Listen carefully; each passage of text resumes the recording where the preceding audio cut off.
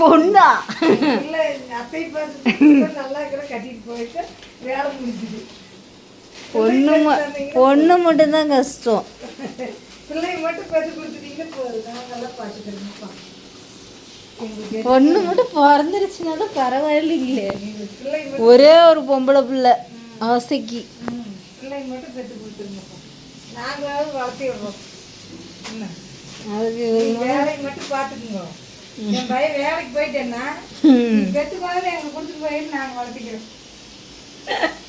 சரியா? நாத்தனை சும்மா சொல்லுவேன்னு நினைச்சிக்காது, எங்களுக்கெல்லாம் பார்த்து இருக்கு.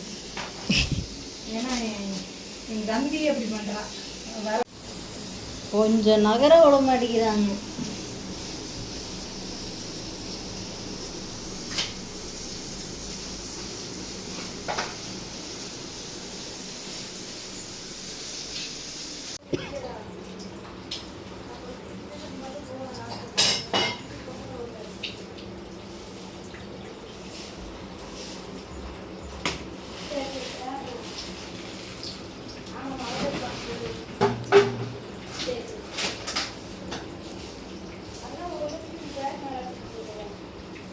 க்ளீன் பண்ணுறேன், நான் க்ளீன் பண்ணுறேன்னு. அப்போ சோப்பு ரெடி பண்ணுறதெல்லாம் அப்படி அப்படியே இருக்குமா, வந்தங்காட்டி திட்டுவாங்க. திட்டிட்டு என்ன பாப்பா இப்படி வச்சுருக்க குடும்பத அப்படின்பாங்க. ஊரில் இருந்து எங்கள் நாத்தனார் அக்கா எல்லோரும் வந்திருந்தாங்க. வந்துட்டு சமைச்சிருந்தேன். என்ன சமைச்சிருந்தேன்னு பார்த்தீங்கன்னா வீடெல்லாம் சூப்பராக க்ளீன் பண்ணிட்டாங்க. சரிங்களா? எதுக்கு வந்திருந்தாங்கன்னு பார்த்தீங்கன்னா, எங்கள் இன்னொரு மச்சாண்டாருக்கு வந்து ஆக்சிடெண்ட் ஆயிடுச்சுங்க. அவர் ரொம்ப சீரியஸாக இருந்தார். ஸோ அதுக்காக ஐசியூவில் இருந்தார். சரின்னு சொல்லிட்டு 2 நாள் கடையில் வாங்கி கொடுத்துருந்தோம். இன்றைக்கி வந்து வீட்டில் வந்து குளிச்சுட்டு போங்கன்னு சொல்கிறதுக்காக வந்திருந்தோம். எல்லாம் இத்தனை பேர் இருக்கிறோம், ஏன் உன் வீட்டை சுத்தம் பண்ண மாட்டோமா அப்படின்னு சொல்லிட்டு இங்கே இருக்கிறது எல்லாத்தையும் கெட்டாசி கொடுத்துட்டு, அப்புறம் நான் வந்து என்ன செஞ்சிருந்தேன்னு பார்த்தீங்கன்னா முட்டை பொடி மாஸ் செஞ்சுருந்தேன். அப்புறம் கடையில் வேலை இருந்துச்சு, அதனால் அப்போ தான் வந்திருந்தேன். இவங்க திடீர்னு வரேன்னு சொல்லவும் ஒன்றும் செய்யலை. சாம்பார் மட்டும் வச்சுருந்தேன். கொஞ்சம் கொஞ்சம் தான் சாப்பிட்டாங்க.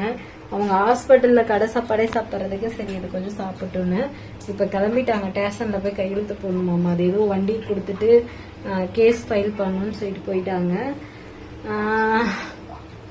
இதுக்கப்புறம் நான் போயிட்டு ஃப்ரெஷ் ஆகிட்டு கடைக்கு கிளம்பி போகணும். சரிங்களா? ஸோ இன்னைக்கு காலையில் கோயிலுக்கு போயிட்டு அந்த வீடியோவும் நீங்கள் பார்த்துருப்பீங்க ஷார்ட்ஸில். ஸோ வேறு லெவல் டயர்டு எனக்கு. இன்னும் வந்து முடியலை. அவர் என்னைக்கு டிஸ்சார்ஜ் ஆகுவாரோ அப்போ தான் வந்து இந்த ப்ராசஸிங் எல்லாம் முடியும். அதே மாதிரி உள்ள எல்லாமே க்ளீன் பண்ணிட்டாங்க. சரிங்களா? இந்த இடத்துல இருக்கிறது வீடவே பூட்டி தள்ளிட்டாங்க. சரிங்களா? எல்லாம் முடிச்சுக்கார வீடை வேற லெவல் ஆக்கிட்டு போயிட்டாங்க. எனக்கு வந்து கொஞ்சம் கடையில் வேலை அது இதுன்னு இருக்காங்காட்டி வீடை வந்து இது பண்ணுறதுக்கு எனக்கு டைம் இல்லைங்க. சரி, ஓகே. எல்லாத்துக்கும் எனக்கு ரொம்ப ஹாப்பி எல்லாத்தையும் பார்த்தது. எல்லாரும் என்ன சொல்கிறாங்கன்னா, ஒரு 2 பேர் உடம்ப பார்த்துக்கோங்க, சோறு சாப்பிடுங்க, ஏன் இப்படி இருக்கீங்க அப்படிங்கிறது தான் என்கிட்ட ஷேர் பண்ணுறாங்க. என்ன சொல்கிறதுன்னு எனக்கு தெரியலங்க. சரி, ஓகே. கஸ்டமர் கால் மேலே கால் பண்ணிட்டு இருக்காங்க. இப்போ போயிட்டு நான் டக்குன்னு ஃப்ரெஷ் ஆகிட்டு சாம்பார் சாப்பிட்டுட்டு கடைக்கு கிளம்பி போகிறேன். சரி, இந்த இதை வந்து உங்களுக்கு ஷேர் பண்ணேன். இத்தனை நாள் வருவாங்க, ஆனால் நான் எதுவுமே க்ளீன் பண்ண விட்டதில்லை. இன்றைக்கி அவங்க நான் சொன்னது கேட்கவே இல்லை. டபக்குன்னு எல்லாத்தையும் க்ளீன் பண்ணி வச்சுட்டு போயிட்டாங்க. சரி, ஓகேங்க. எல்லாத்துக்கும் பாய். ஆனால் நான் கொண்டு போய் எந்திரங்க கொடுத்த நேரம் எங்கள் மெசண்டர் எந்திரிச்சிட்டாருங்க. அந்த ஒரு ஹாப்பினஸ்ஸே எனக்கு போதும். எங்கள் பெரிய மாமியார் சொல்லியிருக்காங்க, சின்னவன் பொண்டாட்டி வந்து சூப்பராக பார்த்துக்கிட்டா அப்படின்னு சொல்லிட்டு. லைஃப்பில் இதுவா அதுவா அப்படிங்கிற மாதிரி பார்த்தீங்கன்னா இன்றைக்கி அதுவும் ஒரு மிராக்கல் நடந்துச்சு. சாமிகிட்ட கொண்டு போய் எலுமிச்சம்பழம் வைக்க போனாங்க. அப்படியே ஒரு கரண்ட் ஷாக் அடித்தா எப்படி இருக்கும் அந்த மாதிரி இருந்துச்சு. அதுக்கப்புறம் இந்த மாரியங்கோயிலில் வந்து என்ன நடந்துச்சுன்னு பார்த்தீங்கன்னா, அவருக்கு வேண்டிட்டு இருக்கும்போது டக்குன்னு வந்து மஞ்சக்கயிறு கிடச்சிச்சு. அப்பயே நான் நினச்சேன், சரி அவருக்கு சரியாக கண் முழிக்காமல் இருந்தார், முழிச்சுருவார் அப்படிங்கிற ஒரு நம்பிக்கை எனக்கு வந்துருச்சு. சரிங்களா. அதுக்கப்புறம் கொண்டாந்து கொடுத்துட்டு வந்தேன். அதுக்கப்புறம் ஒரு 1.5 மணி நேரம் 2 மணி நேரத்துலேயே நார்மல் ஆயிட்டாரு, சூப்பராக இருக்காரு அப்படின்னு சொல்லும் போது கடவுள் இருக்காரு அப்படிங்கிற மாதிரி இருந்துச்சு. யாராக இருந்தாலும் நல்லா இருக்கணும் அப்படின்னு சொல்லிட்டு நம்ம நினச்சோம்னா கண்டிப்பாக நம்மளுக்கும் நல்லது நடக்கும். அது நம்ம வீட்டு ஆளுங்கன்னு இல்லாமல் அடுத்தவங்களா இருந்தாலும் சரி. நான் அவங்களுக்கு நேற்றுலேருந்து ரொம்ப கடவுளை கும்பிட்டுருப்பேன். நான் இந்த மாதிரி காலையில் எழுந்திரிச்சு போய் எனக்காக கூட நான் சாமி கும்பிட்டதில்ல, அவருக்காக நான் ரொம்ப கும்பிட்டேன்.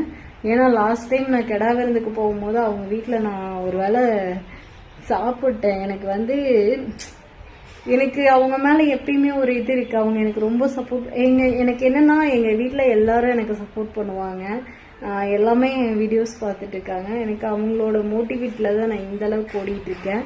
இன்னுமே எனக்கு நிறையா ஓடணும். எனக்கு உடம்பு போயிடுச்சு தாங்க, உடம்பு ரொம்ப மெலிஞ்சிட்டேன். ஆனால் எனக்கு நிறைய சாதிக்கணும் அப்படின்னு சொல்லிட்டு ஓடிக்கிட்டே இருக்கேன். இது எங்கே போய் முடியும்னு தெரியல. ஓடிக்கிட்டே இருக்கிறோம். சரிங்களா, ஓடுவோம் இன்னுமே நிறையா. ஆனால் ஈஸியாக ஒரு விஷயம் கிடைக்காதுங்களா, அதனால நான் கஷ்டப்பட்டுட்டு இருக்கேன். கண்டிப்பாக ஃப்யூச்சரில் நல்லா வருவோம் அப்படிங்கிறது மட்டும் என் மைண்டில் இருக்குது. சரிங்களா.